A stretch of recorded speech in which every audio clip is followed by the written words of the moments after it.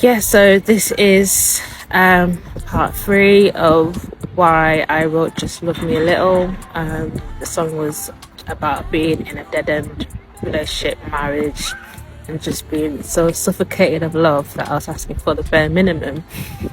And in the last video I shared how, I met my ex-husband, which was in the church, and the first thing he said to me was, I know the kind of gift that I could get for your dad, which was like very random and strange. But then I'm not gonna bash him in this video because hindsight, like I said, is a beautiful thing, and only God knows the amount of brainwashing he was under. I don't know what he was told. I'm not sure if somebody had told him that or described to him what his wife looked like. I don't know if he was told that I'm his wife. I don't know if he received a prophecy that I'm his wife. Anything could have happened for him to come up to me and say something so random to a complete stranger.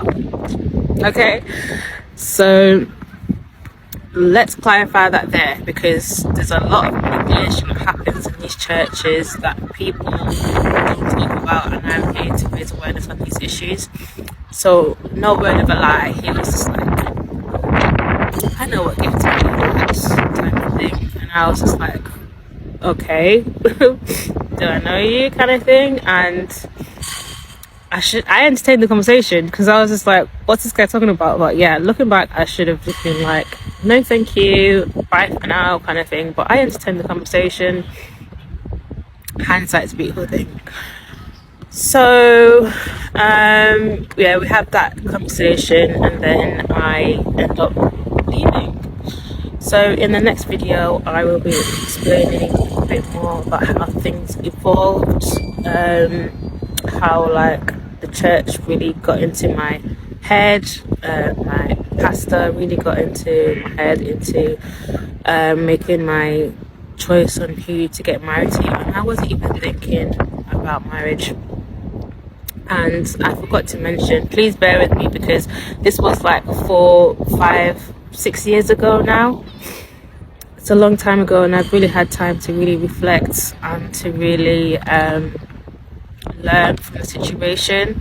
So some of the dates will get muddled up, and when you do come out of like toxic relationships, with all the gaslighting and things like that, it's quite hard to remember certain things, especially because your brain tries to protect you from the trauma.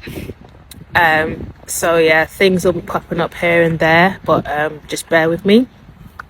So yeah, so even before I moved back to Luton, I would go there for conferences, but then also the pastor would tell me about places where he's preaching at in Manchester as well. So then I would go to where he would preach in Manchester, and he had this pastor friend that's in Manchester.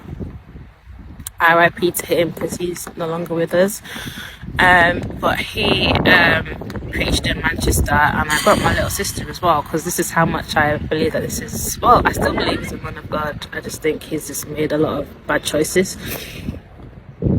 Anyway, so yeah, so I even brought my little sister with me to come to the church. And when I got there as well, like they were prophesying, because at the time as well, like I in my final year of university, I had a really bad allergic reaction because I have eczema prone skin, and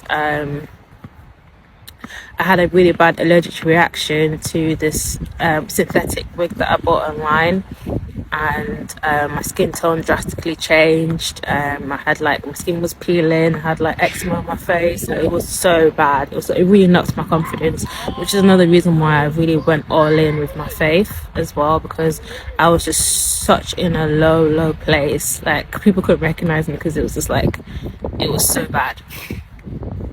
So I was really praying and just trusting God for my healing. I was just thinking, so I don't really know what I was thinking, but every time they would pray for me, they would always prophesy that I'm going to get married, that my husband will get married soon, and just that I need to pray for my up my marriage, I need to pray about my marriage, I need to pray about my marriage. And I'm just like, okay, I understand that, but I'm not even thinking about marriage relationships right now, because my confidence is rubbish right now. Like, I have completely no confidence whatsoever because of what happened to my skin. I don't want to hear about marriage. I want to hear about healing. I want to hear about building my self-esteem. I want to hear about working on myself. I want to hear about, God's love. I don't want to hear about marriage type of thing. So fast forward now, back to Luton, and every sermon was about marriage. Every sermon was about how to position yourself rightly, how to dress well, the importance of marriage, as abstaining from sexual sin. There was just a lot about that, a lot. It was very heavy, but yeah, let me take you on to part 4.